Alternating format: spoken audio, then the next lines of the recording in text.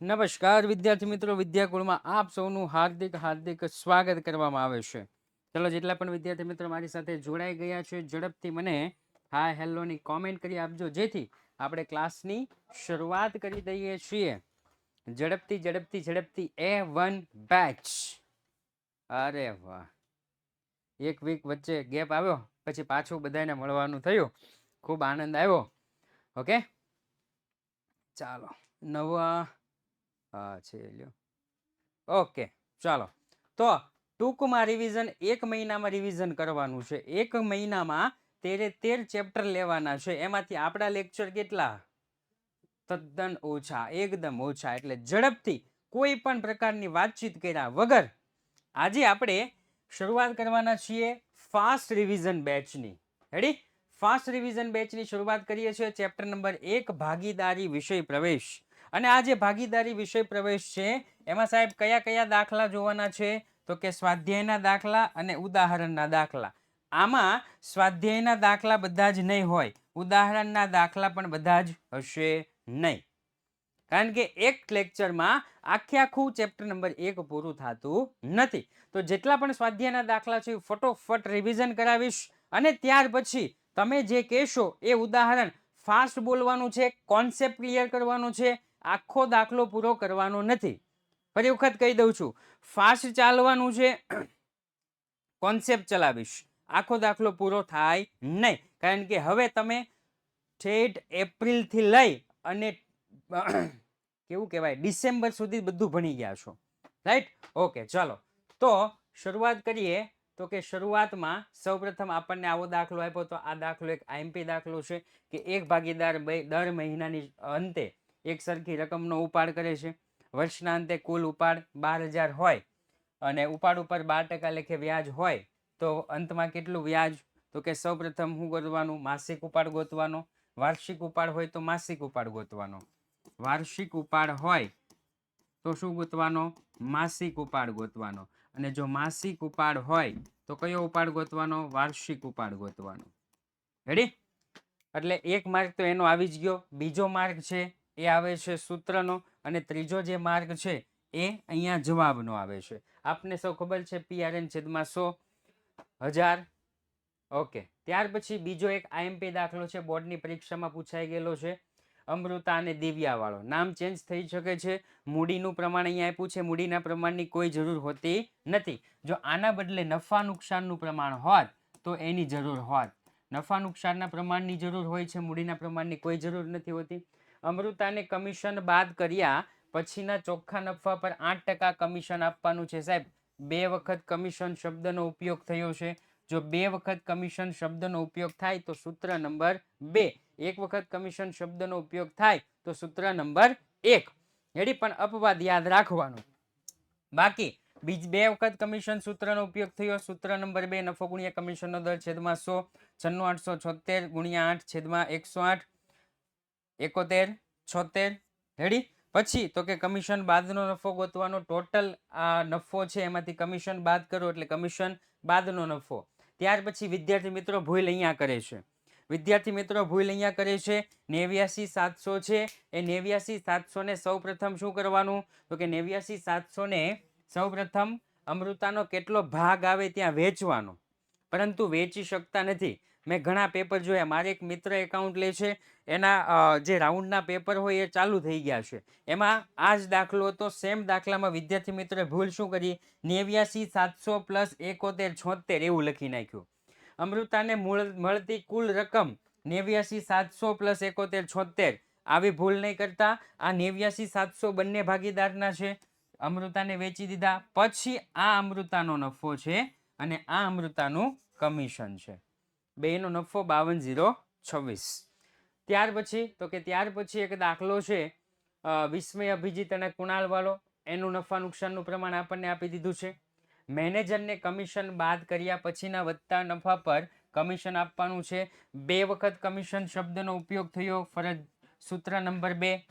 2 વખત કમિશન શબ્દનો ઉપયોગ થયો, સૂત્ર નંબર 2.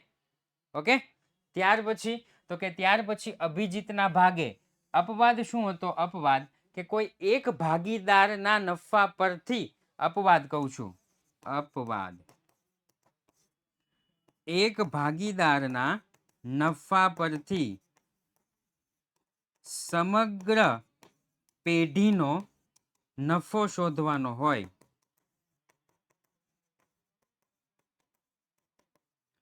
તો ફરજિયાત સૂત્ર 1 નો ઉપયોગ કરવો. ફરજિયાત સૂત્ર 1 નો ઉપયોગ કરવો. ઓકે, હા, આની પીડીએફ મળી જશે. થઈ ગયું. એટલે અહીંયા આપણને એક ભાગીદારનો નફો આપ્યો છે. જો અભિજીતનો ભાગ કેટલો છે, તો કે અભિજીતનો ભાગ 2 છે. તો 2 ભાગે અભિજીતને કેટલો નફો મળે, તો કે 30,000. તો સમગ્ર પેઢીનો નફો 3 ને 2 5 ને 4 9 ભાગે સમગ્ર પેઢીનો નફો કેટલો, તો કે અહીંયા આપ્યું છે 9 ગુણ્યા 30,000 છેદમાં 2 1,35,000. આ સમગ્ર પેઢીનો નફો. સમગ્ર પેઢીનો નફો. આ સમગ્ર પેઢીના નફા પરથી મેનેજરને કમિશન સૂત્ર નંબર 1 નો ઉપયોગ કરવાનો. નફો ગુણ્યા કમિશનનો દર છેદમાં 100. 1,35,000 ના 10% 13,500. ચલો એના પછી કોઈ દાખલો હોય તો આપણે જોઈ લે. તો કે રાજકુમાર, આખા એકાઉન્ટનો ઈઝીમાં ઈઝી દાખલો. 3 ભાગીદાર આપ્યા છે, 3 નફા નુકસાનના પ્રમાણ આપ્યા છે, ટોટલ નફો આપ્યો છે, નફા નુકસાનના પ્રમાણમાં વેચી દેવાનું. એકદમ ઈઝી દાખલો.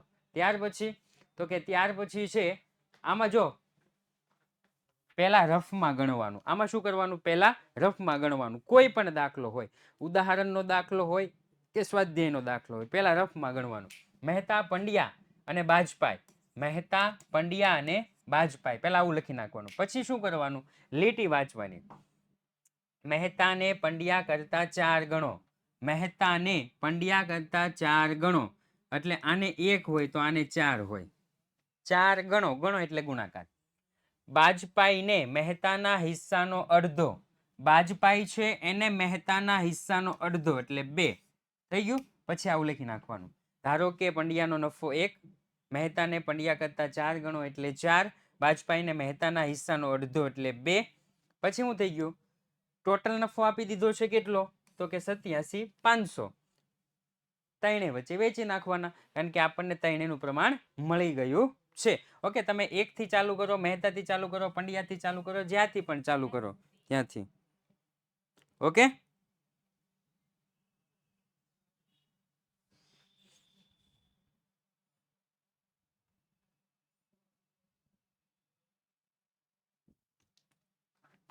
ચાલો એના પછી પેલા 12મા વાળા છોકરાને આ ફાસ લાગે છે. 12મા વાળા છોકરાને ફાસ લાગવું જ ન જોઈએ. ધીમું જ છે, એકદમ ધીમું છે. ધીમો ચલાવવા બેસશું ને તો પૂરું નહીં થાય પાછું. ઓકે, એટલે થોડુંક એવું સક્ષમ તમારામાં કેળવો, થોડીક એવી શક્તિ તમારામાં કેળવો કે થોડુંક ઝડપથી રિવિઝન થાય. ઓકે, શીલા, સુરભી અને સંકેત. તો શીલા, સુરભી અને સંકેત એક ભાગીદારી પેઢીના 1,35,000 નફો 3:2:3 ના પ્રમાણમાં વહેંચવાને બદલે ભૂલથી 2:1:3 ના પ્રમાણમાં વહેંચવાઈ ગયો છે. પહેલા સાચો વહેંચવાનો હતો, ભૂલથી ખોટો વહેંચાઈ ગયો. તો પહેલા સાચી વહેંચણી કરી. જો 1,35,000 ના 3:2:3 ભાગ પાડતા તમને આવડી ગયો છે. બીજું, પ્રમાણ કયા નામ પ્રમાણે લખવાનું. પ્રમાણ કયા નામ પ્રમાણે લખવાનું. પહેલા મહેતા, કોઈ પણ લખી શકો તમે, કોઈ પણ લખી શકો. એવું ફિક્સ નહીં કે મહેતા પંડ્યા લખો કે તમે કોઈ પણ. પરંતુ અહીંયા જ્યારે લખો ને ત્યારે જેનું ધાર્યું હોય ને એનું પહેલા લખવાનું. જેનું ધાર્યું હોય ને એના પહેલા લખવાનું. ઓકે, પ્રમાણ માંગેલું હોય તો. ઓકે, તો તમે કોઈ પણ લખી શકો. મહેતા, પંડ્યા અને બાજપાઈ 4 જેમ. પ્રોપર વાંચન વાળાને ખ્યાલ આવી જવો જોઈએ કે આટલા આનું છે, આનું છે ને આનું છે. પ્રોપર વાંચન વાળાને ખ્યાલ આવી જવો જોઈએ. જો અહીંયા પ્રોપર વાંચન વાળાને ખ્યાલ આવી જાય કે શીલા તો કે 3, સુરભી તો કે 2, સંકેત તો કે 3. થઈ ગયું. એવી રીતના જે ભૂલથી 2:1:3 ના પ્રમાણમાં વેચાઈ ગયું છે. હવે આપણે શું કર્યું છે, તો કે પહેલા નફાની સાચી વહેંચણી કરી, કારણ કે સત્ય હંમેશા પહેલા હોય. સત્ય હંમેશા પહેલા હોય. રેડી? એટલે કે સાચી વહેંચણી કરી અને સત્ય સાથે હંમેશા પોઝિટિવ હોય. એટલે પ્લસ આપ્યો અને પછી ખોટી વહેંચણી કરી. પ્લસ માઇનસ કર્યું, માઇનસ વાળી રકમ ઉધાર, પ્લસ વાળી રકમ જમા. ઓકે, જેમાં પહેલા હોય તે પહેલા લખવાનું. હા, જેમાં પહેલા હોય તે પહેલા લખવાનું. થઈ ગયું. માઇનસ વાળી રકમ ઉધાર, પ્લસ વાળી જમા. ત્યાર પછી તો કે ત્યાર પછી આપણને આપ્યું છે રામ, રહીમ અને ઈસુ. ત્રણે ભાગીદારના મેં નામ લખી દીધા છે, રામ, રહીમ અને ઈસુ ભાગીદારો છે. 1/4/23 ના રોજ તેમની મૂડી અનુક્રમે 60,000, 40,000 અને 50,000 હતી. તો ત્રણેયની મૂડી આપી છે. પછી શું કીધું છે? વર્ષના અંતે નફાની વહેંચણી કર્યા પછી માલુમ પડ્યું કે મૂડી પર 6% લેખે વ્યાજ ગણવાનું રહી ગયું છે. તો સૌપ્રથમ નોર્મલી આપણે મૂડી જ લખી દેવાની. મૂડી પર વ્યાજ નોર્મલી લખી જ દેવાનું. 60,000 ના 6%, 6 6 36. 40,000 ના 6%, 6 ચોક 24. 50,000 ના 6%, 5 6 30, 3,000. Ready sir? વ્યાજની ભૂલથી ખોટું વેચાઈ ગયું તો? હા, એ આ જ છે વ્યાજ. આ શું છે અહીં? કયો સિંગ રાખવી છે એમાં કન્ફ્યુઝન છે. સાઇન રાખવી છે. જો ખોટી વહેંચણી સાચી વહેંચણીમાં આટલું યાદ રાખવાનું કે 22 જાન્યુઆરીએ મર્યાદા પુરુષોત્તમ રામ છે એને મંદિરની પ્રાણ પ્રતિષ્ઠા છે અને મર્યાદા પુરુષોત્તમ રામ છે એ સત્યના આગ્રહી હતા, એટલે સત્ય હંમેશા પ્લસમાં રાખવાનું અને ખોટું છે ખોટું એ હંમેશા ક્યાં રાખવાનું? માઇનસમાં રાખવાનું. એવી જ રીતના હું તમને જો આનું શીખવાડું છું. આનું સિમ્પલ છે, આનું ગણિત સિમ્પલ છે, ધ્યાનથી જુઓ. સૌ પ્રથમ હું કીધું છે મૂડી પર વ્યાજ. તો મૂડી પર વ્યાજ 3600, 2400 ને 3,000 ને ટોટલ મેં લખી નાખ્યું. એવી જ રીતના ઉપાડ ઉપર વ્યાજ હોય ને તોય લખી નાખવાનું. ઉપાડ પર વ્યાજ જે પણ આપ્યું હોય એ. પછી આપણે યાદ રાખવાનું સાહેબ કે આપણે હિસાબ છે ને, આપણે હિસાબ કરીએ છીએ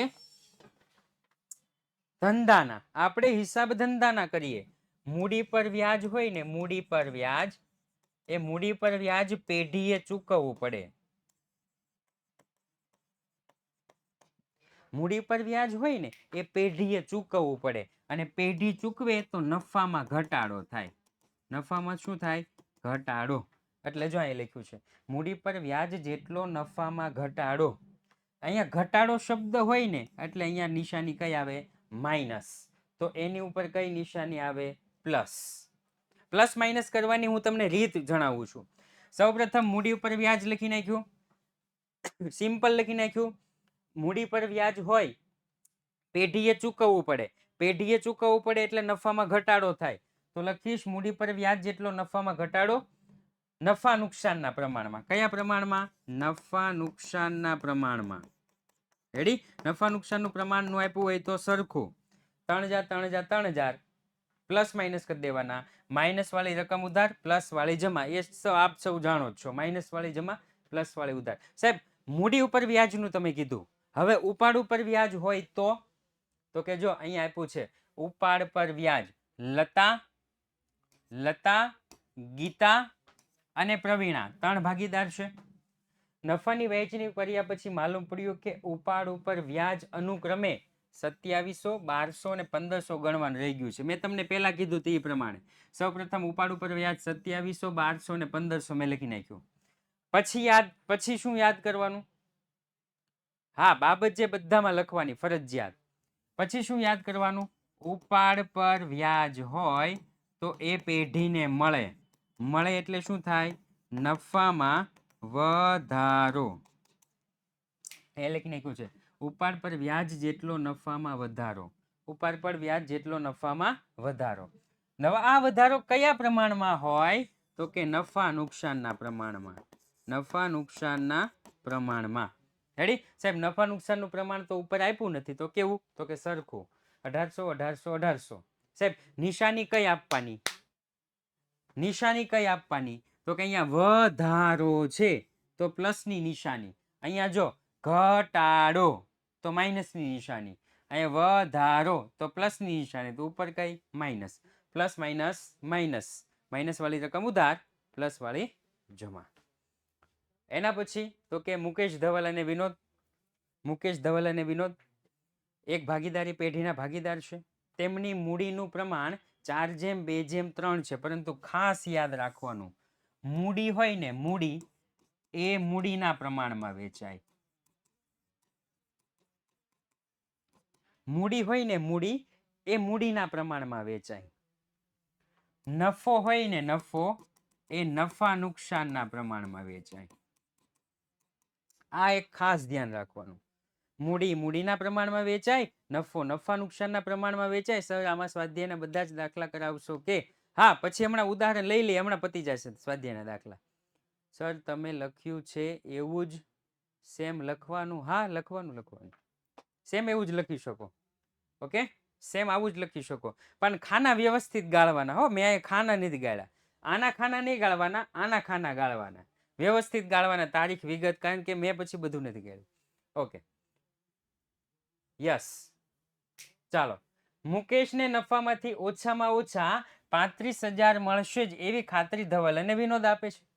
પેઢીનો નફો 90,000 થયો તો ભાગીદારો વચ્ચે નફાની વહેંચણી કરો. તો કે સાહેબ સૌપ્રથમ ત્રણેય ભાગીદારના નફાની વહેંચણી કરો તો મુકેશને કેટલા મળે? તો કે સાહેબ મુકેશને મળે 30,000. સરખું છે ને? મુકેશને કેટલા મળે? તો કે 30,000. પછી ધવલને કેટલા મળે? તો કે ધવલને મળે 30,000. વિનોદને કેટલા મળે? તો કે વિનોદને મળે 30,000. ત્રણેયને 30,000 મળે જ ભાઈ. પણ આની સાથે નક્કી શું થયું છે ભાઈ? તને 35,000 તો મળશે જ. તો મુકેશને ઘટતી રકમ 35,000 માઇનસ 30,000 એટલે 5,000 ઘટે. આ 5,000 કોણ આપશે? તો કે ધવલ અને વિનોદ. ધવલ અને વિનોદ કોના પ્રમાણમાં? તો તેના નફા નુકસાનના પ્રમાણમાં. તેના નફા નુકસાનના પ્રમાણમાં જે પણ આપ્યું હોય.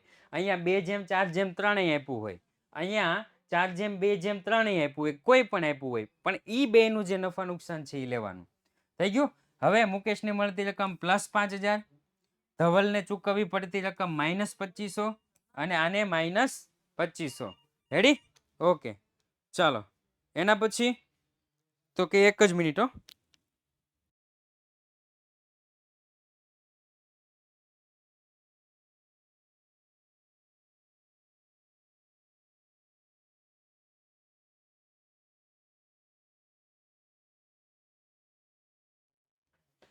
ઓકે સર, અહીંયા ખાલી મુકેશના નફો જ લખ્યો છે તો ચાલે? હા, દોડે. જેનો કીધો હોય ને એ લખો ને તોય વાંધો નહીં.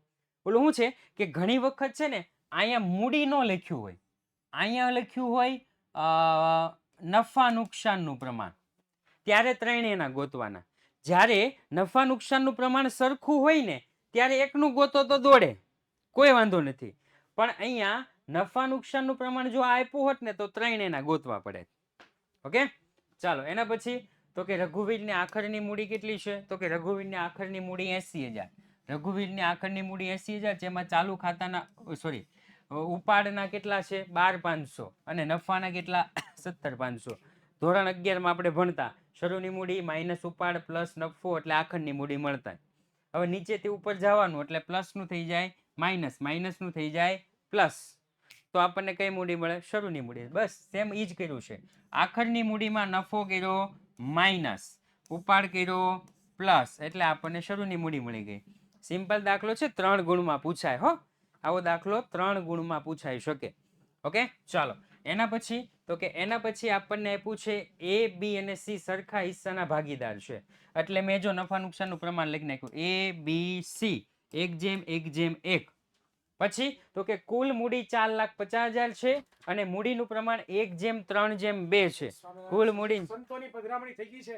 થઈ ગઈ અને છે. તમારી સમક્ષ પ્રસાદી આ રજૂ કરીએ પેલો છીએ. ઓલું કરવા નો Yes, લાવ્યા yes. સ્ટુડિયો આવશે વિઝિટ આવશે પણ આવશે પહેલા તો પ્રસાદી વાંધો સંતો કંઈક પહેલા આપી દો બધાને. ઓકે ઓકે, ચલો સરસ મજાનો આજે આપણે રિવિઝન બેચનો પહેલો લેક્ચર છે અને આ રિવિઝન બેચના પહેલા લેક્ચરમાં સંતોની રાજકોટથી આપણા અહીંયા સ્ટુડિયોમાં પધરામણી થઈ છે એ બદલ આપ સૌને હું પ્રસાદ ગ્રહણ કરવા માટે વિનવું છું. ઓકે, પ્રસાદ તો પ્રસાદ કહેવાય, બધાએ લઈ લેવો હો. ઘણા વિરોધ કરતા હોય, ઘણા પાળતા હોય, કાંઈ વાંધો નહીં. પ્રસાદ પ્રસાદ કહેવાય, ગમે ત્યારે લઈ લેવાનો. તમારા બધા વતી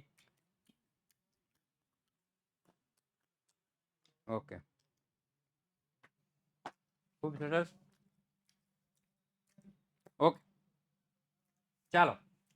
એ, બી અને સી ભાગીદાર. મૂડીના પ્રમાણમાં વેચી દેવાનું. 4,50,000 ને 1, 3 અને 2. એટલે સાહેબ મેં અહીંયા વેચી દીધું 1 ભાગે, 3 ભાગે અને 2 ભાગે. રેડી? પછી શું કર્યું? તો પછી આગળ વાંચ્યું. પેઢીની મૂડી પર 9% દરે વાર્ષિક વ્યાજ ચૂકવે છે. એટલે મૂડી ઉપર 9% વ્યાજ. 75,000 ના 9% 67,50, 2,25 ના 9% 20,250, 1,50 ના 9% 13,500. ઓકે, પછી તો કે પછી શું કર્યું મેં? તો કે પછી આગળ વાંચ્યું. ભાગીદાર સી ને મૂડી પર વ્યાજ સહિત 73,500 મળે. ભાગીદાર સી ને, ધ્યાનથી સાંભળજો, આ ભાગીદાર સી હોય ને, કોઈ ભાગીદાર હોય ને એને પહેલા નફો તો મળે જ. કોઈ પણ ભાગીદાર હોય. ઓકે ઓકે, હારો. આ ભાગીદાર છે ને, ભાગીદાર પેલા નામ લખીને આવો, પછી હું તમને કોમેન્ટનો જવાબ આપીશ. ત્યાં સુધી નહીં, હું આગળ જ ચાલુ છું. સી છે ને ભાગીદાર, એને પેલા નફો તો મળે જ. પછી બીજું તો કે સાહેબ, પછી બીજું એને ઉપાડ પર વ્યાજ કીધું હોય તો ઉપાડ પર વ્યાજ, મૂડી પર વ્યાજ કીધું હોય તો મૂડી પર વ્યાજ, એવું મળે. ઉપાડ ઉપર વ્યાજ તો ચૂકવવું પડે કા. પછી એને શું મળે? મૂડી ઉપર વ્યાજ. એનો મતલબ એમ થયો કે સી ને મૂડી પર વ્યાજ સહિત 73,500 મળ્યા.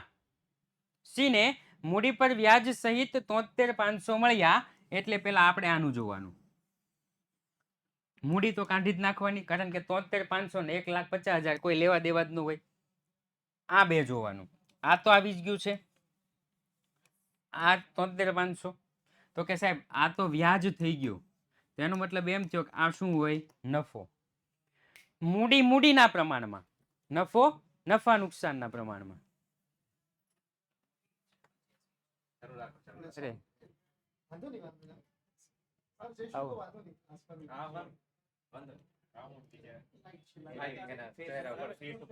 હા, એટલે નીચેથી લાઈટ એટલે ઉપરથી આપણે લાઈટ કરીએ તો નાકનો ને એનો પડછાયો. નાકનો ને એનો પડછાયો. અખંડ સ્વામી છે. જય સ્વામિનારાયણ. હું કુંડળ જ આવું છું સાહેબ.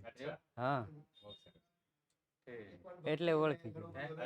હા, આપણે ભરત સર ને ઈ છે કે નહીં, ત્યાં હું જાઉં છું. ઓકે, ભરત કાનાતરા. હા, બહુ સરસ, બહુ સરસ. વચ્ચે યુટ્યુબ ની સેવા હું કરતો હતો કે નહીં, કુંડળની એ અહીંયા હતી. અચ્છા. હા, ઓલું એન્ડ સ્ક્રીન ને એવું નાખતો હતો. એન્ડ સ્ક્રીન ને એવું નાખતો હતો હું. ઓકે.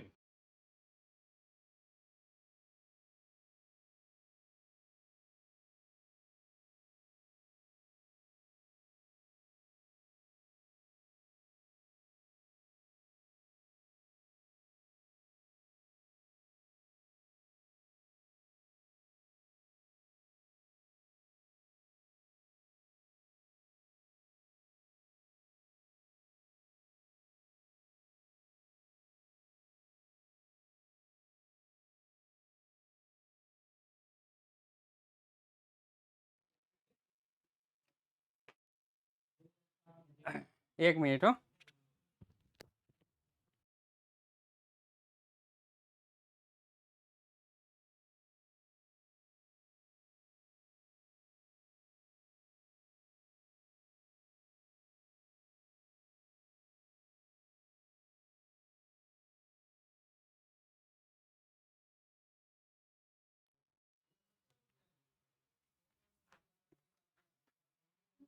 ઓકે, અવાજ આવે છે?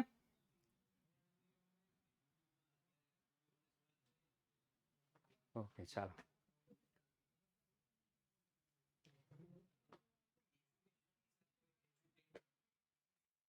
ચાલો, થઈ ગયું. તો કે 73,500, 73,500. હવે તો કે હવે આપણે આગળ વધીએ તો આગળ જોઈએ તો કે સાહેબ આને 1% ભાગે 60,000 મળતા હોય તો આને 1% ભાગે કેટલા મળે? તો કે 60,000. આને 1% ભાગે 60,000 હોય તો આને 1% ભાગે કેટલા હોય? તો કે 60,000. થઈ ગયું. એનો મતલબ એમ થયો કે આ ત્રણેયનો નફો 60,000, 67,500 એક જ મિનિટ.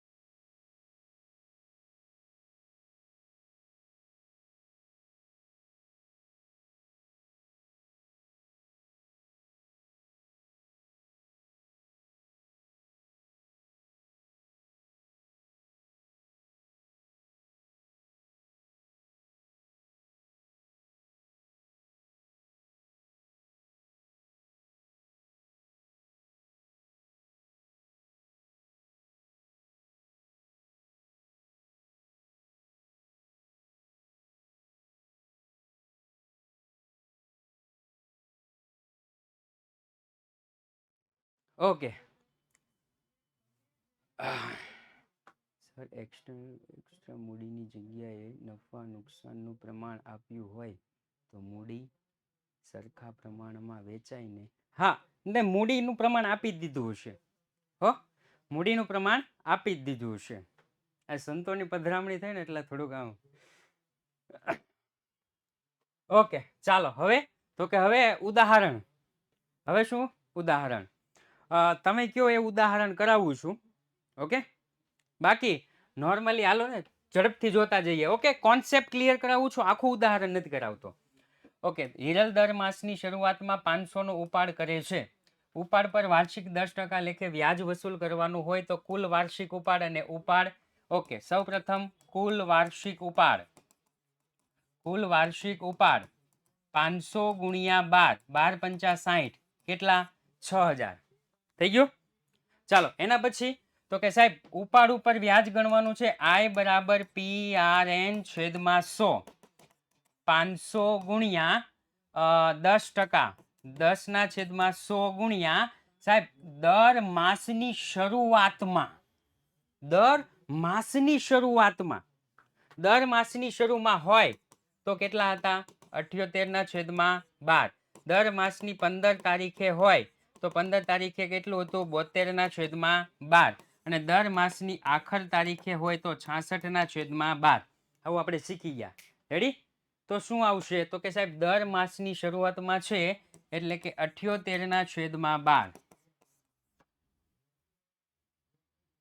325 રૂપિયા, 325. ઓકે, ચાલો એના પછી તો કે હંસા, હિતેશ અને વિજય એક ભાગીદાર છે. મૂડીનું પ્રમાણ 3:2:1 છે. હિતેશને તેનું કમિશન આપ્યા બાદ વત્તા ચોખ્ખા નફા પર 10% કમિશન આપવાનું છે. જો વર્ષના અંતે પેઢીનો નફો 1,65,000 થયો તો હિતેશને કુલ કેટલી રકમ મળે? સેમ અમૃતા અને દિવ્યા જેવો દાખલો. સેમ અમૃતા અને દિવ્યા જેવો દાખલો. રેડી? એટલે આ દાખલો હું કરાવતો નથી. સેમ ટુ સેમ છે. બીજું સૂત્ર ઉપયોગ કરવાનો, કમિશન બાદનો નફો ગોતવાનો, પછી બે ભાગીદારને વેચી દેવાનું. અહીંયા જો મૂડીનું પ્રમાણ છે એટલે નફા નુકસાનનું પ્રમાણ કેટલું થાય? મૂડીનું પ્રમાણ હોય તો નફા નુકસાનનું પ્રમાણ કેટલું થાય? 1:1:1. 3 ભાગ પડે. ઓલામાં 2 ભાગ પડતા આમાં 3 ભાગ પડે.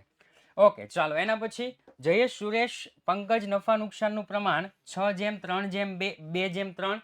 મેનેજરને કમિશન બાદ કર્યા પછીના નફા પર 10% લેખે 6600 મળે છે. લે કરો કંકુના. શું કીધું? મેનેજરને કમિશન બાદ કર્યા પછીના નફા પર 10% લેખે 6600 કમિશન મળેલ છે. રેડી? ઓકે, ચલો તો જોવાનું 10% લેખે કમિશન 6600 મળતું હોય તો 100% લેખે કેટલું થાય? 66,000. કેટલો નફો થાય? સોરી,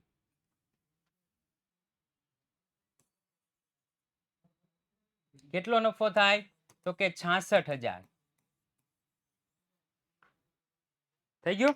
66,000 નો નફો મળી ગયો. હવે ત્રણેય ભાગીદારને નફાની શું કરી દેવાની? વહેંચણી કરી દેવાની. નફા નુકસાનનું પ્રમાણ આપ્યું છે 6:2:3. ચોપડીનો દાખલો છે, વ્યવસ્થિત જોઈ લેજો. શીલા, સુરભી અને સીમા 5:7:9 ના પ્રમાણમાં નફો નુકસાન વહેંચી લેતા ભાગીદાર છે. જો મેનેજર સંકેતને તેનું કમિશન બાદ કર્યા પછીના નફા પર 10% કમિશન આપવાનું છે. 2 વખત કમિશનનો ઉપયોગ થયો એટલે બીજું સૂત્ર. 2 વખત કમિશનનો ઉપયોગ થયો એટલે બીજું સૂત્ર. પરંતુ સુરભીને 7,000 નો નફો મળે છે. જો ભાગીદારનો નફો આપ્યો તો અપવાદ લાગુ પડી ગયો. ભાગીદારનો નફો આપ્યો એટલે અપવાદ લાગુ પડી ગયો. ચલો સુરભીનો ભાગ કહેશે મને કોઈ? સુરભીનો ભાગ કેટલો? તો કે સાહેબ સીમાનો 9, સુરભીનો 7, તો શીલાનો 5. રેડી ને? ઓકે, લખીશ 7 ભાગે સુરભીને નફો બરાબર 7,000. 7 ભાગે સુરભીને નફો બરાબર 7,000. તો ત્રણેયનું ટોટલ કરો. 5, 7 અને 9. 5, 7 અને 9 ત્રણેયનું ટોટલ કરો તો કે સાહેબ 21. 21 ભાગે પેઢીનો નફો કેટલો? પેઢીનો નફો કેટલો? તો કે સાહેબ 21 ગુણ્યા 7,000 છેદમાં 7. 21 ગુણ્યા 7,000 છેદમાં 7. 21,000. કેટલો? 21,000. આ પેઢીનો કુલ નફો. હવે શું કીધું છે? મેનેજરનું કેટલા ટકા કમિશન આપવાનું છે? 10%. એટલે આમાં મેનેજરનું કમિશન થઈ ગયું 10% લેખે કેટલું થશે ભાઈ? 2,100 રૂપિયા કમિશન. 2,100 રૂપિયા. બાકી આપ સૌ જાણો જ છો, ચોપડીમાં આપ્યું છે. મેન આ જ સમજવાનું હતું. ચોપડીમાં છે ને અંશ અને છેદમાં રકમ આપી છે. 7/21 ભાગે કે એવું કંઈક છે. એવું લખવાની બહુ જરૂર નથી. બસ આ સિમ્પલ જ લખી નાખો કે 7 ભાગે સુરભીને 7,000 હોય તો 21 ભાગે પેઢીને કેટલો હોય? સિમ્પલ. ઓકે, ચાલો એના પછી તો કે રિયા, દિલીપ અને કીર્તન એક ભાગીદારી પેઢીના ભાગીદાર છે. હવે ધ્યાનથી સાંભળો. જો 3 ભાગીદાર, જો આમાં કઈ રીતનું કરવાનું?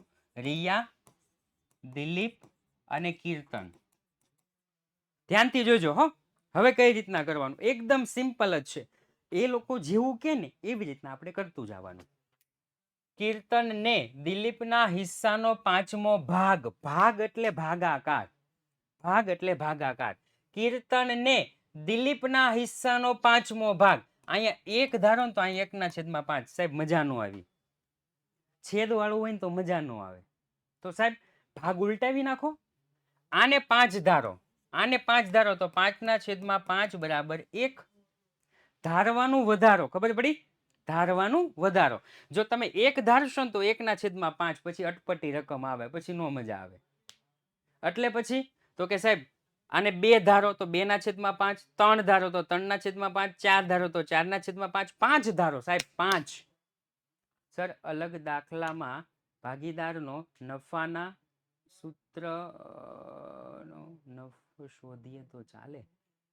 આગળના દાખલામાં ભાગીદારનો નફાના સૂત્ર વડે એવી જ રીતના ગોઈતો જ ભાઈ મેં. ભાગીદારનો જે નફો હતો 7 ભાગે 7,000 તો 21 ભાગે કેટલા? ત્રણે ભાગીદારનો નફો છે ને ભેગો. એવી જ રીતના ગોઈતો છે.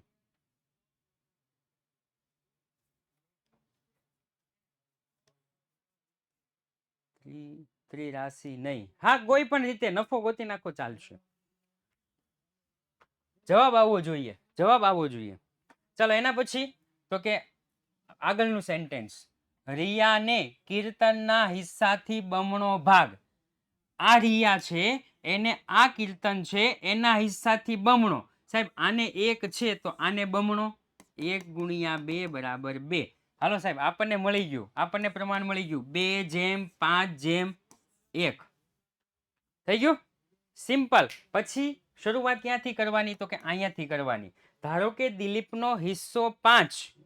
પછી તો કે કીર્તનને દિલીપના હિસ્સાનો 5મો ભાગ. કીર્તનને દિલીપના હિસ્સાનો 5મો ભાગ 5/5 બરાબર 1. પછી તો કે રિયાને કીર્તનના હિસ્સાથી બમણો ભાગ. રિયાને કીર્તનના હિસ્સાથી બમણો ભાગ 1 ગુણ્યા 2 બરાબર 2 થઈ ગયો. તો કે હા સાહેબ કમ્પ્લીટ. હવે તમારી રીતે તમારે વેચી નાખવાનું 1,92,000 ને 2, 5 અને 1 થઈ જશે. ઓકે ચાલો એના પછી તો કે મિલન હેમંત અને રસિક, મિલન હેમંત અને રસિક એક ભાગીદારી પેઢીના ભાગીદાર છે. 1,89,000 નફો છે. નફો 1/2/4 ના પ્રમાણમાં વહેંચવાને બદલે ચલો સાચું પ્રમાણ કયું છે તો કે 1/2/4 અને ખોટું પ્રમાણ કયું છે તો કે સરખું પ્રમાણ 1/1/1. સાચું પ્રમાણ અને ખોટું પ્રમાણ. સૌપ્રથમ સાચું પ્રમાણ અહીંયા વેચો એટલે અહીંયા પ્લસની નિશાની, અહીંયા વેચો તો અહીંયા માઇનસની નિશાની.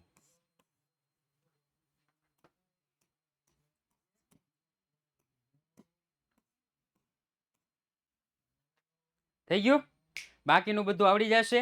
માઇનસ વાળી રકમ ઉધાર, પ્લસ વાળી રકમ જમા.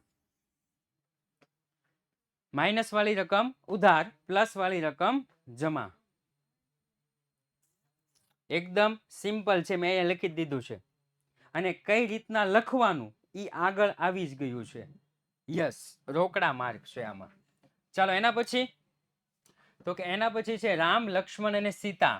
રામ લક્ષ્મણ અને સીતા એક ભાગીદારી પેઢીના ભાગીદાર છે. 1/4/23 ના રોજ મૂડી અનુક્રમે 40,000, 30,000 અને 80,000 હતી.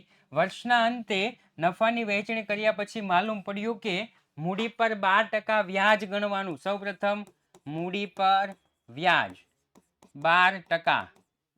ચાલો 12 ચોક 48 એટલે 4,800, 12 તેરી 36 3,600 અને 12 અઠ્ઠા કેટલા થાય 96. 12 અઠ્ઠા કેટલા થાય 96 થાય ને. હા 9,600.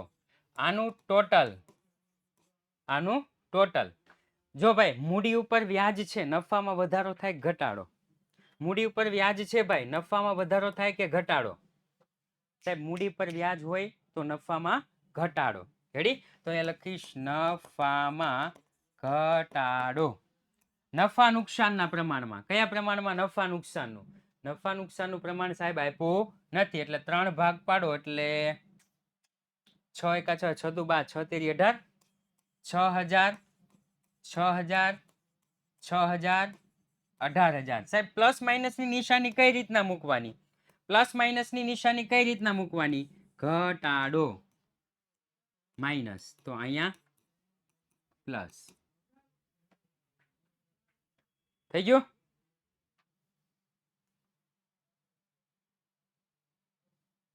ઓકે.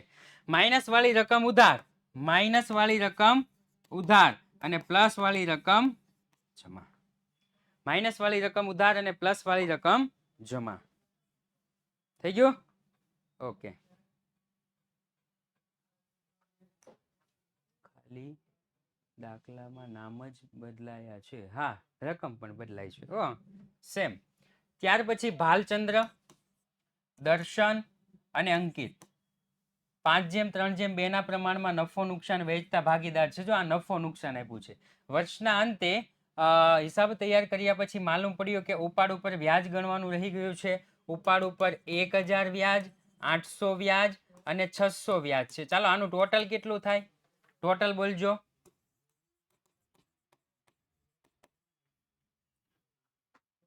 ₹2,400. ઓકે અહીંયા લખી નાખીશ 2,400. ચલો ઉપાડ ઉપર વ્યાજ નફામાં વધારો કે ઘટાડો? નફામાં વધારો. સાહેબ નફામાં વધારો થાય નફા નુકસાનના પ્રમાણમાં. તો 2,400 ને 5 ભાગમાં વેચો. 5 ને 5 10. 2,400 ગુણ્યા 5 ભાગ્યા 10. 2,400 ગુણ્યા 5 ભાગ્યા 10.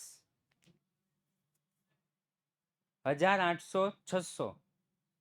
આ કેમ 1200? ઓલા 1000 કે આ 1200 કે છે? ઓકે પેલા 1200 પછી 2,400 ને 3 ભાગમાં વેચો. 2,400 ને 3 ભાગમાં નફા નુકસાનનું પ્રમાણ આપ્યું છે એટલે હો 720 અને 480 હતું કઈ કેટલા હતા હા 480 અહીંયા 2400 ચલો નફામાં વધારો એટલે અહીંયા પ્લસ ની નિશાની કરવાની નફામાં વધારો તો પ્લસ તો ઉપર શું કરવાનું માઇનસ હવે આપ સૌ જાણો જ છો થઈ ગયું આવું નફા નુકસાનનું પ્રમાણ આપ્યું હોય ને તો આવી રીતના નો આપ્યું હોય ને તો ત્રણેયમાં સરખું હો નફા નુકસાનનું પ્રમાણ આપ્યું હોય તો આવી રીતના નો આપ્યું હોય તો કેવું સરખું ચલો એના પછી યુસુફ હારૂન અને કોડાવાલા 3:2:1 પ્રમાણમાં નફો નુકસાન વહેંચતા ભાગીદાર છે કોડાવાલાને નફામાંથી ઓછામાં ઓછા 36,000 મળશે જ એવી ખાતરી યુસુફ અને હારૂને આપી છે 31/3/2023 ના રોજ પૂરા થતા વર્ષનો પેઢીનો નફો 1,80,000 હોય જો આ દાખલામાં ખાસ ધ્યાન રાખવાનું નફા નુકસાનનું પ્રમાણ આપ્યું છે અને ભાગીદારનો નફો આપ્યો છે જો સરખું પ્રમાણ હોત ને તો નોર્મલી જેમ ડાયરેક્ટ જ પણ ત્રણેયનો ભાગ આપ્યો છે ને એટલે સૌપ્રથમ યુસુફનો નફો બરાબર 1,80,000 ગુણ્યા 3 છે એટલે 3 ને 2 6 પછી લખીશ હારૂનનો નફો બરાબર 1,80,000 ગુણ્યા 3/6 અને કોડાવાલાનો નફો બરાબર 1,80,000 ગુણ્યા 1/6 પેલા આવશે 90 60 અને 30 ઓકે 90,000 60,000 અને 30,000 90,000 60,000 અને 30,000 થઈ ગયું બે આવશે બીજામાં 2/6 અચ્છા હા સોરી હો માફ કરજો 2 થઈ ગયું તો કે હા હવે દાખલો જેમ છે એમ જ સિમ્પલ લોચા પાર્ટી રૂપિયા 6,000 ઓછા મળ્યા અચ્છા ઓકે હવે તો કે જેમ નોર્મલ છે એમ જ 36,000 છે ભાઈએ કીધું એ પ્રમાણે લોચા પાર્ટી કેટલા ઓછા મળ્યા તો કે 6,000 ઓછા મળ્યા તો આને કેટલા થાય 36,000 થાય ઓકે આ 6,000 તો કે એના નફા નુકસાનના પ્રમાણમાં 6,000 ગુણ્યા 3 ને 2 5 3/5 6,000 ગુણ્યા 2/5 6 તેરી 18 અને કેટલા થશે આ 3600 ઓકે આ કેટલા આપશે 3600 અને આ નીચેના 3400 ને 3600 થઈ ગયું માફ કરજો 2400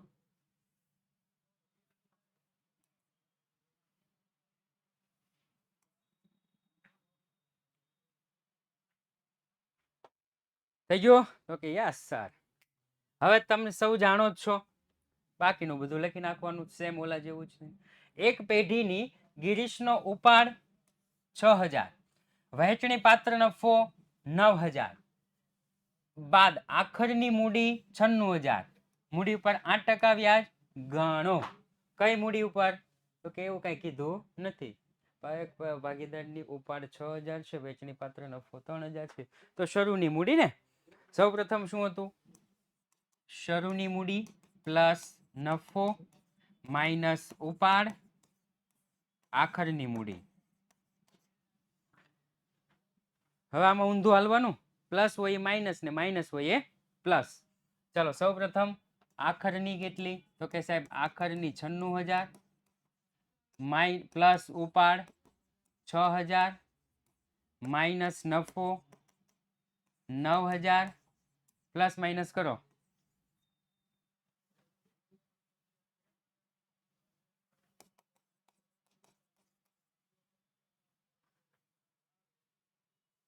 ત્રાણું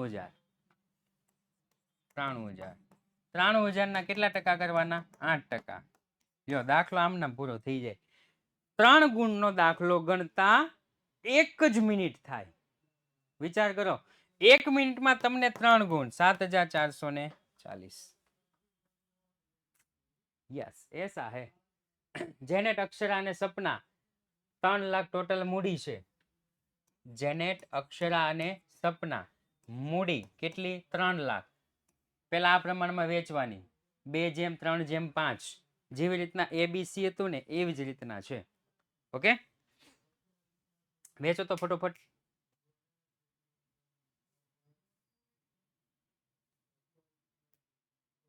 ₹60,000 ત્રણ એક હારે જ લખી નાખવાનું સેકન્ડ એક્ઝામ ક્યારથી શરૂ થશે 29/1 ગવર્મેન્ટ પ્રમાણે હો ગવર્મેન્ટ પ્રમાણે 29/1 60 90 150 60,000 90,000 1,50,000 સાહેબ આ મૂડીનું કાંઈ કામ નહીં હોય હવે દાખલો શરૂ થાય છે મૂડી પર વ્યાજ કેટલા ટકા છે 6% છાંયે છાંયે 3600 9 છંગ 64 રેડી ને 9 અને 15 છંગ 90 9,000 રેડી મૂડી પર વ્યાજ અને અહીંયા આવશે નફો હવે કોનું કીધું છે તો કે અક્ષરાને મૂડી પર વ્યાજ સહિત 45,400 5400 આવે હા મને એવું લાગ્યું કારણ કે આ બંધ નથી બેસતું આ બંધ બેસતું હોવું જોઈએ 5,400 40,000 ત્રણે નફો મળી જાય ત્રણે મૂડી આવી ગઈ લ્યો સિમ્પલ એકદમ સિમ્પલ છે કેવું છે એકદમ સિમ્પલ 22 દાખલા ગણ્યા 45 મિનિટમાં 22 દાખલા ગણ્યા 22 દાખલાનો આખો કોન્સેપ્ટ જોયો મતલબમાં ઓકે તો તમારે દાખલો ગણતા 2 મિનિટથી વધારે થવી જોઈએ નહીં ચેપ્ટર નંબર 1 માં MCQ અને SQ ચોપડીના જ કરવાના છે MCQ અને SQ ચોપડીના જ કરવાના છે ઓકે અને દાખલા આ 22 માંથી એક ફરજિયાત આવશે એટલે 3 ને 1 4 5 ગુણ તો આના મળી જ ગયા તો આ સાથે જ આજનો ક્લાસ અહીંયા પૂર્ણ જાહેર કરીએ છીએ આવતીકાલે કયું ચેપ્ટર છે ચેપ્ટર પહેલા જરા જોઈ લેજો ઓકે આવતીકાલે કયું ચેપ્ટર છે ચેપ્ટર પહેલા જોઈ લેજો એને રિવિઝન કરી લેજો અને પછી આવશું તો ખૂબ જ મજા આવશે આ સાથે જ આજનો ક્લાસ અહીંયા પૂર્ણ જાહેર કરીએ છીએ જય હિન્દ જય ભારત